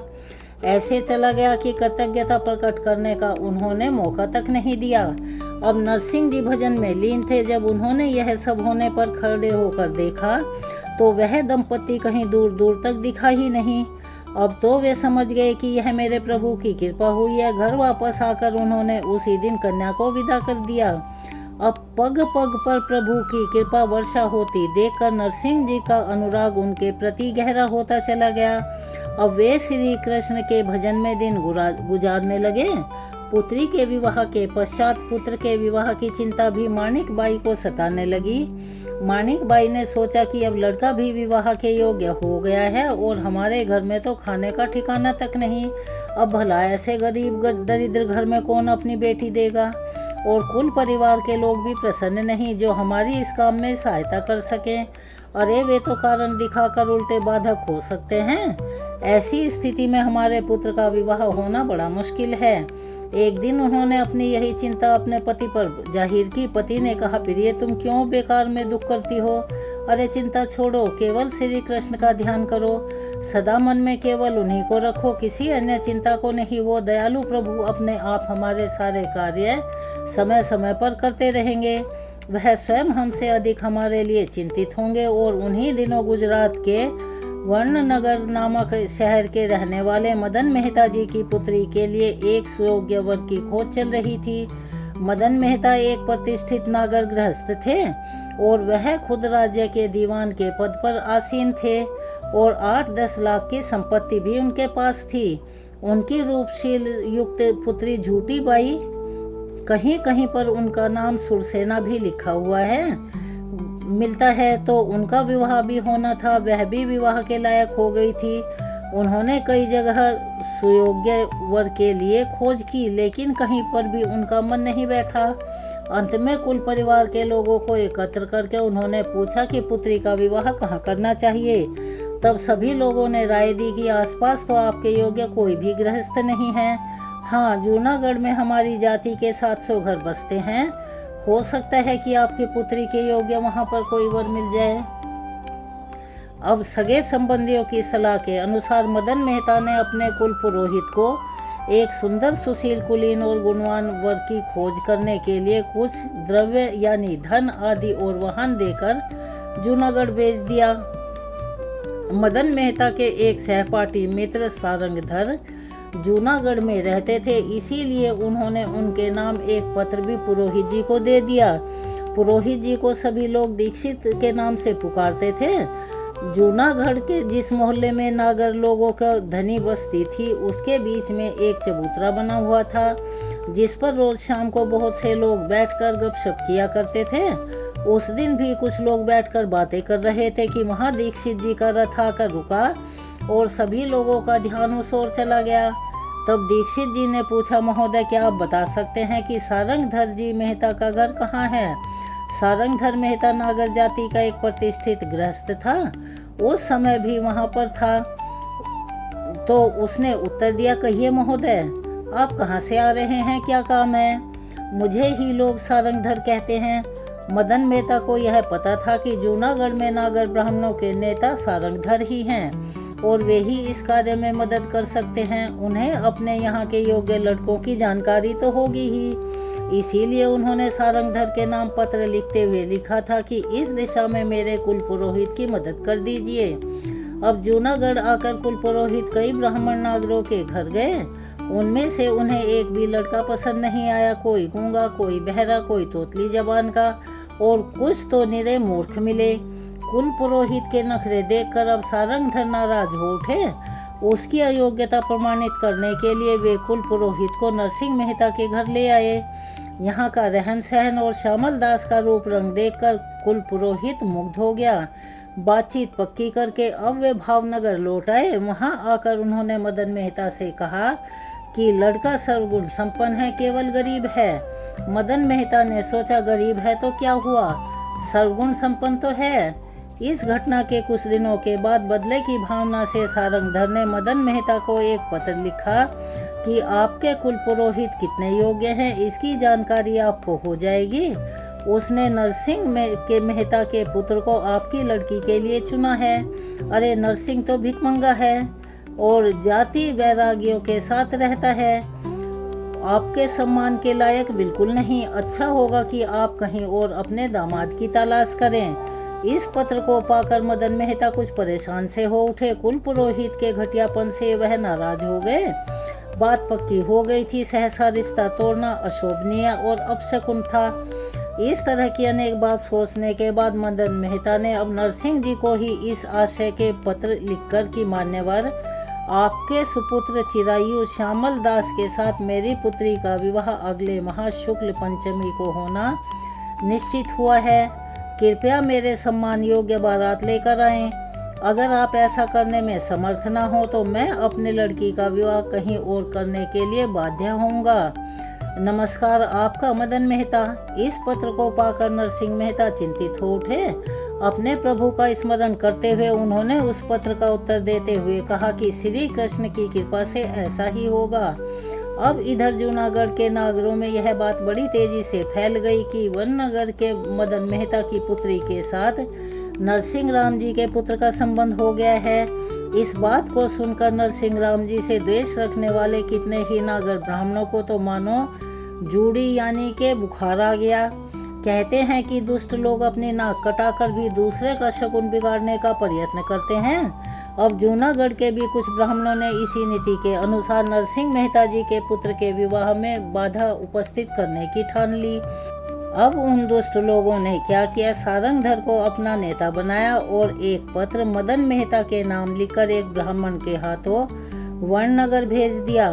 दीक्षित जी के वननगर लौटने के बाद से मदन मेहता के विवाह की तैयारियां शुरू कर दी। मकान की खूब सजावट हो रही थी। बारात ठहराने के लिए स्थान बनाया जा रहा था। बारात के लिए भोजन आदि का प्रबंध किया जा रहा था। राज्य के बड़े बड़े श्रीमंतों, नगर के रईसों और सगे संबंधियों को आमंत्रित किया जा रहा था। इकलौती पुत्री का विवाह खूब सज-धज के साथ करने के विचार से सारा प्रबंध बड़ी ही सतर्कता के साथ हो रहा था। इसी बीच जूनागढ़ का वह ब्राह्मण वननगर पहुंचा और उसने मदन मेहता को ले जाकर वह पत्र दे दिया, जिस पत्र में कुछ इस प्रकार लिखा था। श्रीयुत मदन राय जी, आपकी इकलौती पुत्री का संबंध जोड़ने के लिए आपके पुरोहित दीक्षित जी जूनागढ़ आए थे। आपको तो मालूम ही होगा कि जूनागढ़ में हमारे 700 घर हैं, परंतु उन्होंने किसी योग्य घर में संबंध ना करके अत्यंत निर्धन और जाति से च्युत यानी से जाति से निकाले हुए नरसिंह राम के पुत्र के साथ संबंध जोड़ दिया है। और हम आपको नम्रता पूर्वक सूचित करते हैं कि वो घर बिल्कुल आपके योग्य नहीं है। घर घर भीख मांगने वाला और जोगी वैरागियों का संग करने वाला मनुष्य भला वननगर के दीवान का कैसे संबंधी हो सकता है। और उन्होंने अपना संत को तोड़कर वापस योग्य वर्ग की खोज करें, जिसमें आपकी मर्यादा को बट्टा ना लगे। आपका शुभ चिंतक सारंगधर जूनागढ़ के जाति मंडल की ओर से। अब तो इस पत्र को पढ़कर मदन मेहता बड़े ही सोच विचार में पड़ गए। उन्होंने सोचा कि संबंध तो हो गया और विवाह का दिन भी निश्चित हो गया। अब विवाह की सारी तैयारियां हो चुकी हैं, चारों ओर आमंत्रण भी जा चुका है और इज्जत का मामला ठहरा। अब क्या किया जाए। अचानक उन्हें एक उपाय सूझा। उन्होंने सोचा, क्यों ना एक पत्र जूनागढ़ ही भेज दें। अब उसके अनुकूल अगर नरसिंह राम आ गए तो विवाह करने में कोई हर्ज नहीं है, और अगर वैसा प्रबंध नहीं कर सके तब आप खुद ही नहीं आएंगे। दोनों ही दशाओं में मेरी प्रतिष्ठा सुरक्षित रहेगी। तो उन्होंने तुरंत एक पत्र लिखकर एक ब्राह्मण के हाथ नरसिंह राम के पास जूनागढ़ भिजवा दिया। उस पत्र में कुछ यह लिखा था, सिद्धि श्री अनेक शुभ उपमा योग्य श्री युत नरसिंह राम जी मेहता को वर्णनगर से मदन मेहता का अनेकों अनेक नमस्कार पहुँचे। आगे निवेदन है कि आपके सुपुत्र श्री श्यामल दास के साथ मेरी पुत्री जूठी बाई का शुभ विवाह शुभम मिति माघ शुक्ल पंचमी को होना निश्चित हुआ है। अतः आप उक्त तिथि पर हाथी घोड़े रथ और पैदल एक चतुरंगिनी बहुत बारात के साथ पधारिएगा और मेरी मर्यादा के अनुसार वस्त्र आभूषण भी लाइएगा। अगर बारात और वस्त्र आभूषण मेरी मर्यादा के अनुकूल नहीं आए तो मुझे बाध्य होकर अपनी पुत्री का विवाह कहीं और करना पड़ेगा। आपका शुभचिंतक मदन राय मेहता। अब वर्णनगर से ब्राह्मण ने आकर उस पत्र को नरसिंह जी के हाथों में दे दिया। अब तो पत्र पढ़कर वह श्री कृष्ण मंदिर में गए और करताल लेकर भगवत कीर्तन करने लगे। उनके पास तो देने के लिए दमड़ी तक नहीं थी और कहाँ मदन राय जी ने इतना लंबा चौड़ा पत्र लिख भेजा था जिसमें उन्होंने तरह तरह के वस्त्र आभूषण लाने की बात कही थी, सुसज्जित बारात लाने की बात कही गई थी। अब नरसिंह जी के पास तो कुछ था ही नहीं जो इस प्रकार से वे बारात लेकर जाते। इतना सब कुछ होने के बाद भी उनके हृदय में चिंता का कोई भाव ही नहीं था। वे निश्चिंत होकर उसी भाव से जैसा कि वे नित्य प्रति करते थे भगवान के मंदिर में जा पहुँचे। करताल लेकर भगवत कीर्तन करने लगे। सच्चे मन से की गई पुकार को भगवान अवश्य सुनते हैं। तो अपने भक्त की पुकार सुनकर भगवान तुरंत प्रकट हो गए। उन्होंने अमृत में डूबी वाणी से कहा, वत्स तुझे तेरा आवाहन क्यों करना पड़ा। भक्त राज गदगद होकर प्रभु के चरणों में लौट गए। फिर उठकर उन्होंने प्रभु के हाथों में वह पत्र दे दिया जिसे श्री कृष्ण भगवान ने पढ़ा और कहा, वत्स तुम किसी तरह की चिंता मत करो। मैं जानता हूँ यह सब जूनागढ़ के ब्राह्मणों की करतूत है। मैं स्वयं अपने कुल परिवार सहित नागरों का वेश धारण कर सारी सामग्री के साथ बारात में उपस्थित होऊंगा और तुम्हारा कार्य संपन्न करवाऊंगा। इतना कहकर भगवान वहां से अंतर्ध्यान हो गए और धन्य है ऐसी भक्त वत्सलता। नरसिंह जी ने वर्णनगर के ब्राह्मण का उचित सत्कार करके उसकी विदाई कर दी और खुद निश्चिंत होकर भजन पूजन करने लगे। माघ शुक्ल प्रतिपदा के दिन वह सिर पर चंदन लगाकर हाथ में करतार लेकर 10-5 साधुओं के साथ पुत्र का विवाह करने के लिए जूनागढ़ से चल पड़े।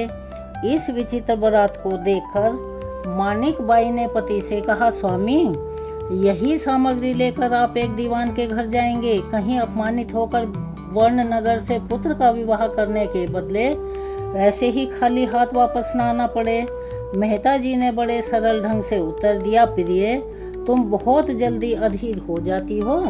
अरे जब मैंने मान लिया है कि यह पुत्र मेरा है ही नहीं तब भला मेरा अपमान कैसा, और इसकी चिंता मैं क्यों करूं। जिसका यह पुत्र है वह खुद ही सारा प्रबंध करेंगे और अपमान से बचने की चिंता भी वही करेंगे। तुम निश्चिंत रहो।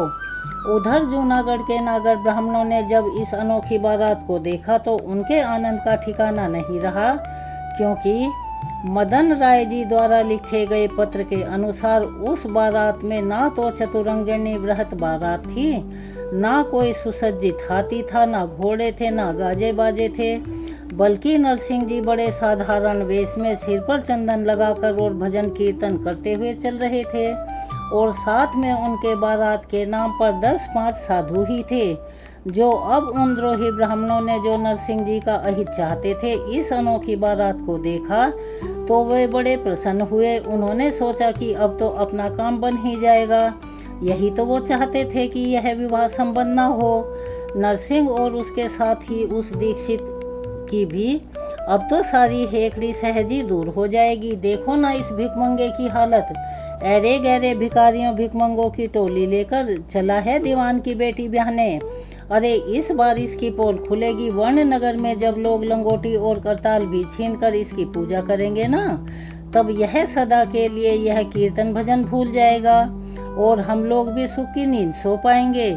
परंतु भक्तराज को काहे की चिंता, वो तो बस कीर्तन करते हुए चले जा रहे थे अब कुछ दूर जाने के बाद उन्होंने देखा कि एक बहुत बड़ी बारात डेरा तंबू डाले पड़ी है। पास जाकर उन्होंने स्वयं भगवान को गृहस्थ रूप में देखा और उन्हें भक्ति पूर्वक प्रणाम किया। फिर भक्तराज ने प्रेम भरे स्वर में भगवान से कहा, भगवान, आप मेरे लिए इतना बृहद स्वरूप धारण करेंगे और मेरा कार्य संपन्न कराएंगे, इसकी तो मैं कल्पना भी नहीं कर सकता था। भगवान बोले, वत्स, इसमें आश्चर्य की कौन सी बात है? मैं तो सदा भक्तों के अधीन रहता हूँ। भक्त जिस भाव से मुझे भजता है, मैं उसी के अनुरूप अपना स्वरूप धारण कर लेता हूँ। वत्स, मैं तो तुम्हारे आने की ही बाट देख रहा था। मेरे होते हुए भला तुम्हें किस चीज़ की कमी है? लो, यह पोशाक तुम अपने लड़के को पहना दो और यह सारे लोग तुम्हारे बाराती हैं। अब तुम शांति के साथ जाओ। कृपा सिंधु की ऐसी बातें सुनकर नरसिंह जी आत्मविभोर हो उठे। तुरंत चरण स्पर्श कर पागलों की तरह श्री कृष्ण नाम जपते हुए नाचने लगे। बारात का रंग रूप देखकर मदन मेहता के तो होश उड़ गए। उस वक्त अगर सारंगधर मिल जाता तो उसका गला दबा देते। अब तो घबराए हुए वे नरसिंह जी के पास आए और बोले कि मेरा अपराध क्षमा कर दीजिए। मैं तो आपके सम्मान के लायक स्वागत करने में ही अपने को असमर्थ पा रहा हूँ, क्योंकि नरसिंह जी के साथ भगवान की दी हुई पूरी बारात थी और कोई ऐसी वैसी बारात नहीं। मदन राय जी ने तो सपने में भी ऐसी बारात की कल्पना नहीं की थी। वह तो उनकी प्रतिष्ठा से कहीं अधिक बढ़कर था। तब उन्होंने आगे बढ़कर नरसिंह जी को प्रेम पूर्वक आलिंगन किया, यानी गले से लगाया, और कुशल समाचार पूछने के बाद मदन मेहता ने अपनी धृष्टता के लिए क्षमा मांगी और कहा, भक्तराज, आज तो आपके साथ संबंध होने के कारण मैं धन्य धन्य हो गया हूँ। तब भक्तराज जी ने उत्तर दिया, मेहता जी, यह सब तो भगवान की ही कृपा का परिणाम है। फिर मदन मेहता ने भगवान के साथ साथ नरसिंह जी का भी यथाशक्ति आतिथ्य सत्कार किया और विधि पूर्वक वर पूजन के अपनी कन्या का दान कर दिया। बड़े समारोह के साथ विवाह कार्य संपन्न हुआ। मदन मेहता ने वस्त्र, आभूषण, रत्न आदि बहुमूल्य वस्तुएं दहेज में देकर अपनी पुत्री को विदा कर दिया। इस प्रकार प्रणतः पाल भगवान भक्त पुत्र श्यामल दास का विवाह कार्य संपन्न करके परिवार सहित भगवान अंतर्निहित हो गए, यानी अंतर्ध्यान हो गए। लेकिन यह बात 100% सच है कि जो मनुष्य आज धनवान है, कल वही कंगाल हो जाता है। तो आज हष्ट पुष्ट निरोग है, वही कल कई रोगों का शिकार हो जाता है, अचानक इस जीवन को खो बैठता है। इसीलिए हमारे प्राचीन गुरुजनों, महात्माओं, वेद शास्त्रों और ग्रंथों ने इस संसार की नश्वरता को दिखाने के लिए ही इसे अभ्रंत छाया की उपमा दी है। यह संसार एक क्षण के लिए भी एक स्थिति में नहीं रहता, सदा बदलता रहता है। जब संसार की यह दशा है, तब संसार में उद्यत रहने वाली अन्य वस्तुओं और जीवों की अवस्था का तो भला कहना ही क्या है। भक्त नरसिंह जी पर भी संसार का यह चक्र घूमा। एक दिन जिस श्यामल दास का विवाह इतने धूमधाम से किया गया, वही श्यामल दास विवाह के कुछ समय बाद अकस्मात इस लोक से सदा के लिए विदा हो गया। परंतु संसार में रहने पर भी, संसार सागर की उत्ताल तरंगों द्वारा आंदोलित होने पर भी भगवान के सच्चे भक्त उसके दाग से वंचित रहते हैं, बल्कि सांसारिक दुख को भी वे भगवत कृपा मानकर बड़े उल्लास और आनंद के साथ उसका चयन करते हैं, क्योंकि उनकी दृष्टि में दुख और उनके भगवत प्रेम को और भी गहरा बनाता है। यही कारण है कि कुंती ने भी भगवान श्री कृष्ण से यह वरदान मांगा था कि हे भगवान, अगर आप मुझ पर प्रसन्न हैं तो मुझे सदा दुख ही दीजिए। फिर परम भागवत नरसिंह राम जी को भला दुख क्यों नहीं होता? उन्होंने तो पहले ही सब कुछ भगवान का ही समझ रखा था और केवल भगवान को ही अपना बना लिया था। श्री कृष्ण भगवान का भजन करते करते उनका हृदय भी भगवानमय हो गया। वो मानो भगवत भक्ति रूप नौका द्वारा दुस्तर यानी कि इस शोक सागर को पार कर चुके थे। इसीलिए किसी भी दुख सुख या किसी भी विरह या किसी संयोग का किसी भी प्रकार का दुख उन्हें छू नहीं पाता था। इकलौते पुत्र की मृत्यु हो गई और नवविवाहिता पुत्रवधू के वैधव्य जैसे महान सांसारिक दुख से भी वो तनिक भी व्यथित यानी कि दुखी नहीं हुए, बिल्कुल भी परेशान नहीं हुए, बल्कि पुत्र शोकाकुला माणिकबाई को सांत्वना देने के लिए उन्होंने उस अवसर पर एक पद भी गा दिया। उन्होंने कहा, जिसका हिंदी अनुवाद इस प्रकार है। नरसिंह मेहता ने कहा कि अच्छा हुआ जो जंजाल छूट गया।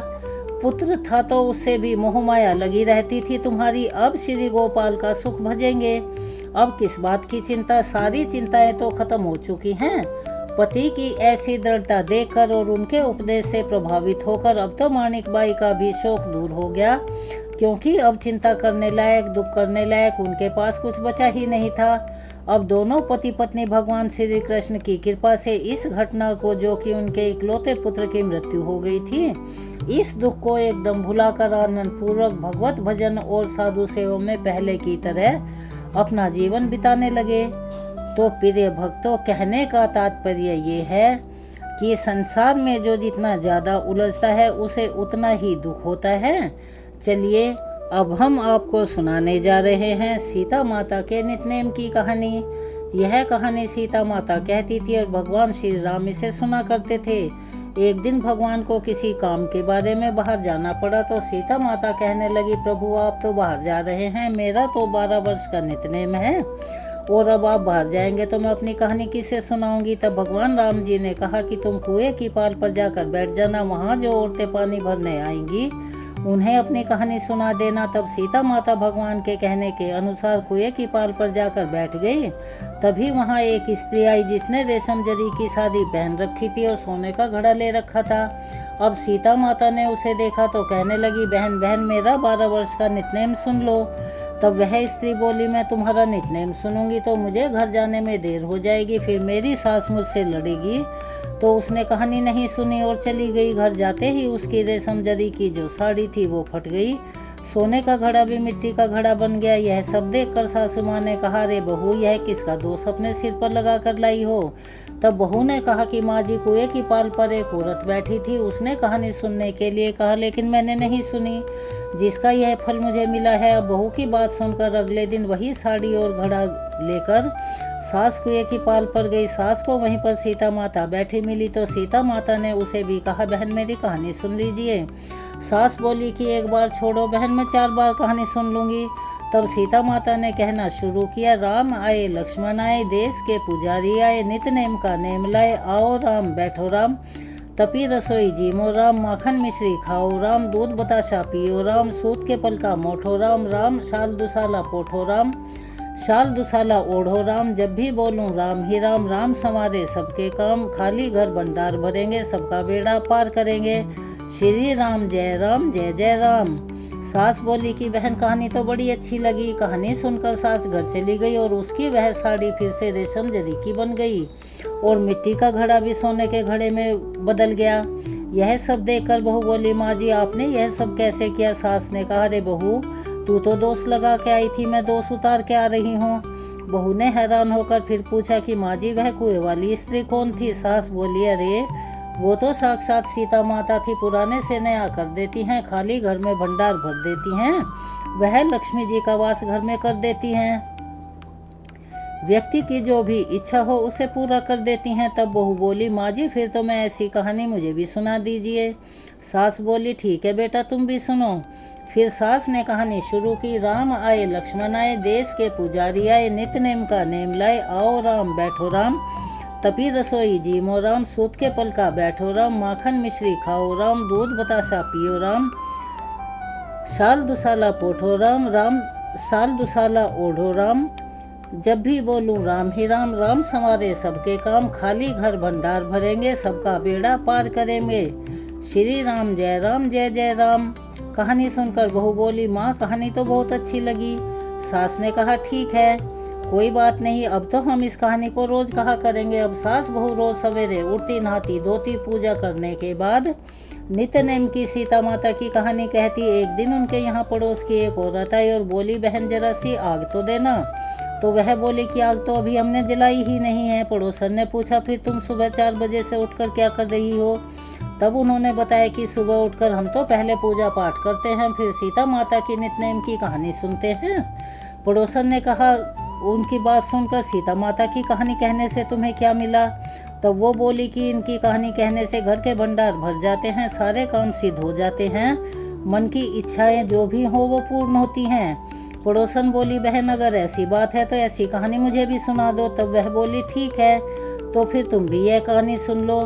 राम आए, लक्ष्मण आए, देश के पुजारी आए, नित्य नेम का नेम लाए। आओ राम, बैठो राम, तपी रसोई जीमो राम, माखन मिश्री खाओ राम, दूध बताशा पियो राम, सूत के पल का मोठो राम, शाल दुसाला ओढ़ो राम, शाल दुसाला पोठो राम। जब भी बोलूं राम ही राम, राम संवारे सबके काम, खाली घर भंडार भरेंगे, सबका बेड़ा पार करेंगे। श्री राम जय जय राम। अब सारी कहानी सुनने के बाद पड़ोसन कहने लगी, बहन कहानी तो मुझे भी बहुत अच्छी लगी।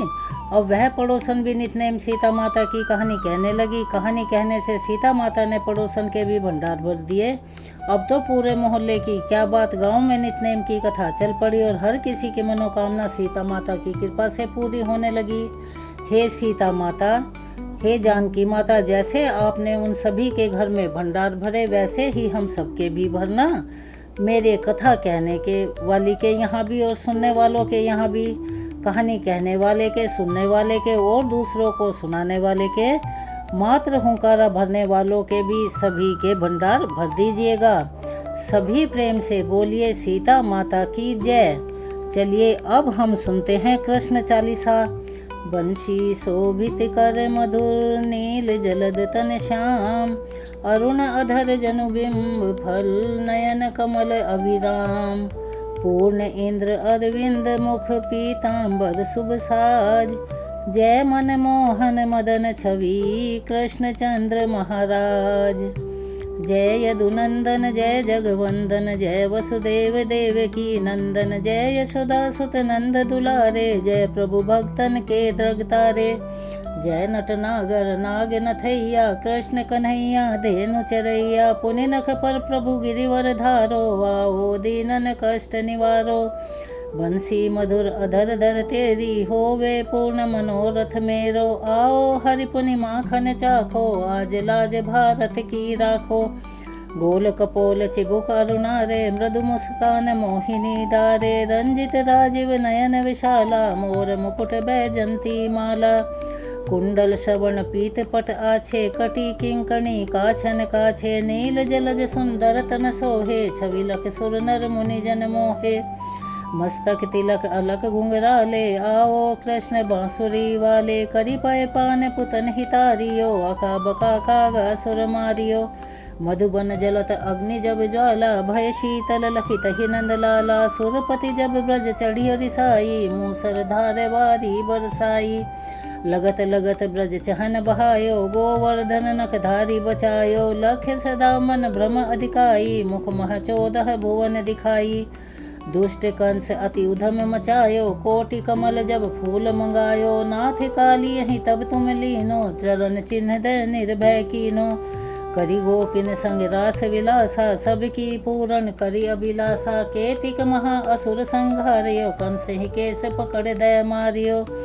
मात पिता की बंदी छुड़ाई, उग्रसेन कहाँ राज दिलाई, महासे मृतक छहो सुतलायो, मातु देव की शोक मिटायो, भौमासुर मुर दैत्य संहारो, लाए 10 सहस कुमारो, दे भी नहीं तृण चीर संहारा, जरा सिंधु राक्षस कह मारा, असुर बकासुर आदिक मारियो, भक्तन के तब कष्ट निवारियो, दीन सुदामा के दुख टारियो, तंदुल 3 मूठ मुख डारियो, प्रेमिक सागे विदुर घर मांगे, दुर्योधन के मेवा त्यागे, लखी प्रेम की महिमा भारी, ऐसे श्याम दीन हितकारी, भारत के पारथ रथ हाँ के, लिए चक्र कर नहीं बल था के, निज गीता के ज्ञान सुनाए, भक्तन हृदय सुधा बरसाए, मीरा थी ऐसी मतवाली, विष पी गई बजा कर ताली, राणा भेजा सांप पिटारी, शालिग्राम बने बनवारी, निज माया तुम विदहि दिखायो, उड़ते संशय सकल मिटायो, तब शत निंदा करी तत्काला, जीवन मुक्त भयो शिशुपाला, जब ही द्रौपदी टेर लगाई, दीनानाथ लाजे अब जाई, तुरत ही वसन बने नंदलाला, बड़े चीर भय अरि मुँह काला, असनाथ के नाथ कन्हैया, डूबत भंवर बचावत नैया, सुंदर दास आस उरतारी, दया दृष्टि कीजे बनवारी। नाथ सकल मम कुमति निवारो, समहु बेगी अपराध हमारो। खोलो पट अब दर्शन दीजो, बोलो कृष्ण कन्हैया की जय।